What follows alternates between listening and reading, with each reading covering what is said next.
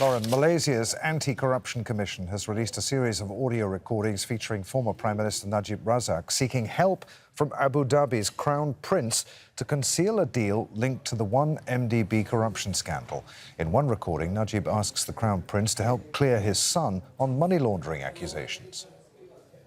The problem is relatively small. If there can be an agreement with Hershman to have a loan agreement signed, and he will pay back according to the schedule. And that will show that it's a legitimate, what they call financing package. It's not money laundering. Can we work out how we can resolve it? Mr. Prime Minister, believe me, I want to finish this. This is bad, and I don't want to happen. Thank you, Your Highness. This is very bad. It is very serious. It could lead to something very, very unforeseen and catastrophic for me, for our government, and also for you on your side. So it is to our mutual interest that we, being so close, we need to resolve this. Michael Hershman is President and CEO at the Fairfax Group that specialises in corporate risk management. He joins us now via Skype from the US state of Florida. Good to have you with us, Mr. Hershman. This is explosive stuff. What do you make of it? Well, it really is extraordinary, and it came out of left field. As you may know, the trial has been ongoing in Malaysia.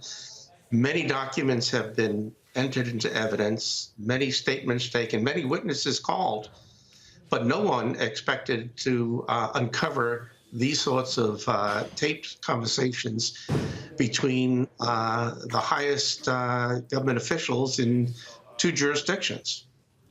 Najib faces, 42 criminal charges in 5 separate trials related to the alleged theft of billions of dollars from 1MDB. He's the subject of investigations in at least 6 countries, including the US, Singapore and Switzerland. Is he going to be held to account? Is he guilty?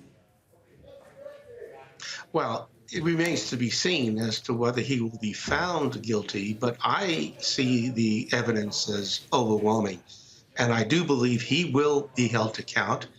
Others have already been held to account. As you know, there have been several convictions on this case stemming from the theft, one of the largest thefts in the history of governmental corruption.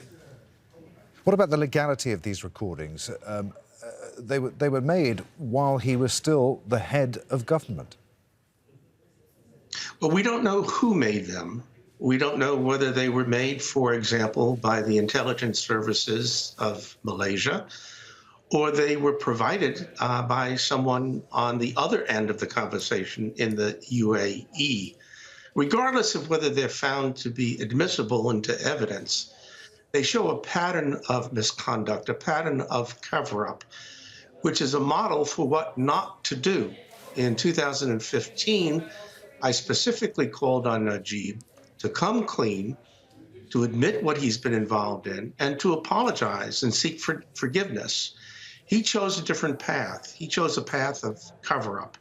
And frankly, this is one of the worst cover-up situations that I've run into in the course of the many investigations I've done over the years. You had a direct involvement in this matter, which until now has never been disclosed. Are you willing to disclose that to us now? I'd be happy to. In 2015, the Malaysian Anti-Corruption Commission, the MACC, under the chief commissioner at that time, Abu Qasim Mohammed, was investigating the prime minister for money laundering and misconduct. At that time, the chief commissioner, Abu Qasim Mohammed, went to the then attorney general and told the attorney general of Malaysia that the prime minister was a target of their investigation. When the attorney general confronted the prime minister and told him he was under criminal investigation, he was forced out of office and replaced by a friend of Najib's. At the same time, Abu Qasim Mohammed was placed under surveillance. This is the chief commissioner, and was asked to resign from office, was pressured to resign from office.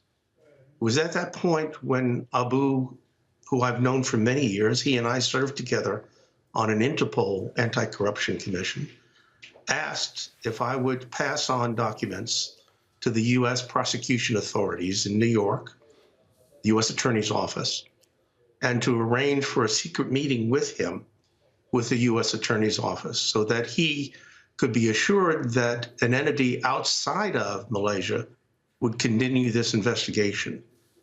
I did provide that information. I did set up that meeting. Unfortunately, as a result, he was faced with charges of treason for assisting a foreign prosecution authority in its investigation of the 1MDB scandal. Mr. Hershman, really appreciate you being with us. Many thanks indeed.